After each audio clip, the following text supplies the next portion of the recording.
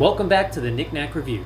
Today we're talking about Falcon and the Winter Soldier, Episode 6, the grand finale. Let's get started. Man, this one starts out with some action. It's a good way to start this finale.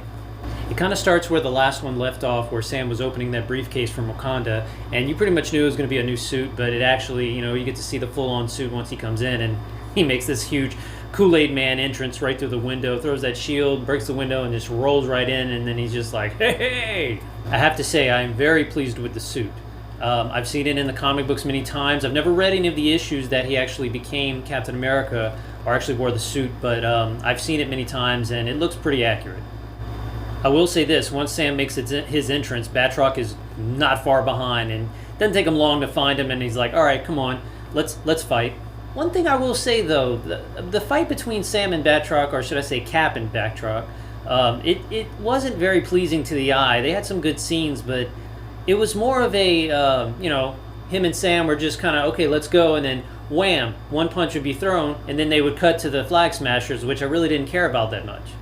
And then on the other scene, you'd get another kick or another punch or something like that. It was basically just one punch, one kick, one block or something, and then they would go back to whether it be Sharon Carter, or we'll get to that later, or Bucky, or Flag Smashers. It would always cut to something else, and I felt like they could have either put more in those little snippets of the fight, or just wait for them to fight, and then show the whole scene.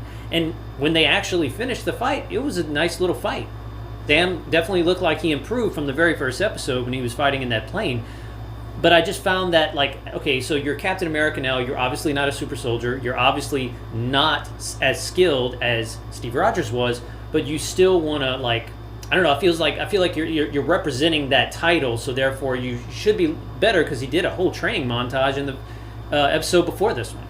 All in all, it was a good fight, just wish it would have been better.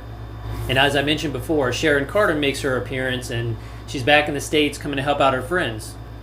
Or is she? Then out of the shadows, John Walker appears, the not-so Captain America. And, after everything he's done, after everything he's been through in the series, it was kind of like, oh great, this guy again. But he starts a fight with Carly, and I was just like, okay, let's see who's going to win this one. Because you have this one person that you really don't like, and this other person you really don't like. At least I didn't care for either one of them. The difference between the two was Carly I really didn't care much about, or the Flag Smashers I didn't really care much about. I understood the cause and I knew what they were doing, but I wasn't invested enough in them to really care what happened to them. Whereas John Walker I found was more of an interesting character, regardless of the title he was trying to portray. He was trying to be the new Cap. Obviously he wasn't. He went from, good to bad and all that stuff, so it's like, he was more interesting to me than the Flag Smashers. Flag Smashers didn't even have to be in the show, and it would have still been great.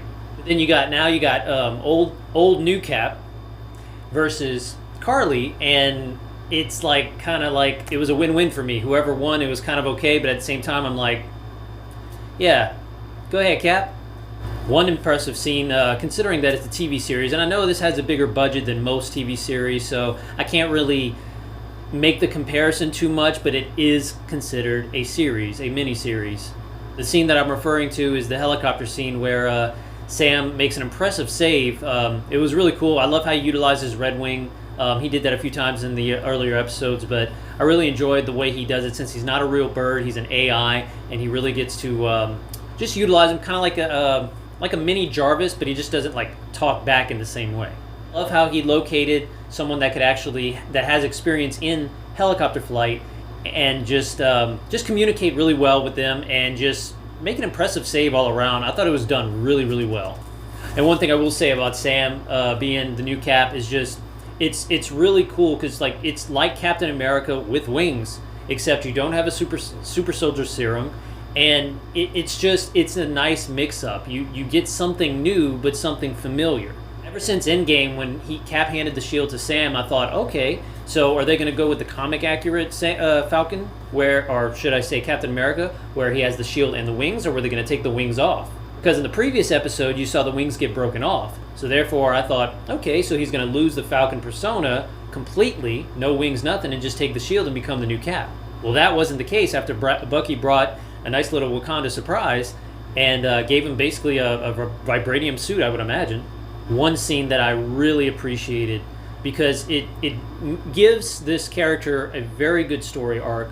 Was when John Walker realized these people were in danger, and he's like, you could tell like throughout the entire series he was getting like corrupted and stuff like that, but like he was like, what am I doing type of scenario, like a realization, and he's like, I have to help these people, and he tries to save the people in the truck. He doesn't do a really good job because the Flag Smashers end up coming and trying to mess things up, but he tried. You saw him kind of make that Jedi turn from the dark side to the Jedi, and you just saw that spark ignite.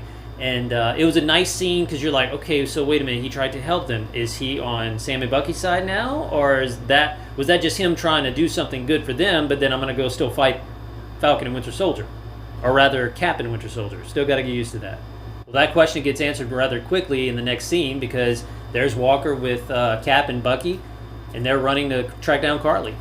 I will say that's the scene I never thought I would see is Cap, Bucky, and John Walker actually working together as a team. That was just, it was weird, but it was kind of satisfying because it's like after all this friction and all this fighting, especially in the last episode, it's nice to see that retribution. You know, he has a good redemption story, I'm hoping anyway. Now this is a very important scene that apparently a lot of people got right very quickly, and I did not even give it a thought as to who the power broker was. I had a theory after a while, and honestly I thought it would have been Justin Hammer, just considering he had a lot of money. That was one of my theories, but I truthfully never gave much of a thought to who the power broker was because I didn't think it would be such a big deal. Well, turns out it's kind of a big deal considering it's Sharon Carter. So yeah, we see Peggy's niece. She turns bad, and it was kind of like, man, why did you do that? I mean, it gives her a nice story, makes her character more interesting, but at the same time I was a little disappointed going from good to bad like that. And then you have the scene where Sam is kind of trying to talk Carly down, and she's not having any of it. All she wants to do is fight, and she is just wailing on Sam, but he's got the shield, and so he's like, okay, yeah, hit, go ahead, take your time, I'm here all day, I can do this all day. And she's just not giving up, and I like that scene because she's like, fight back, and he's like, no. And finally, she gets the best of him. That separates Cap from the shield, and Sharon Carter comes to save the day and just pow, takes her down with one shot. She eventually dies in Sam's arms, and it's not really a sad scene, but it's more of a like, man, you know, could have saved you, but it's over. After the whole big scene with Carly, Sam brings her body down to ground level, and this is where he really shines, and this is where he has his really true Captain America moment.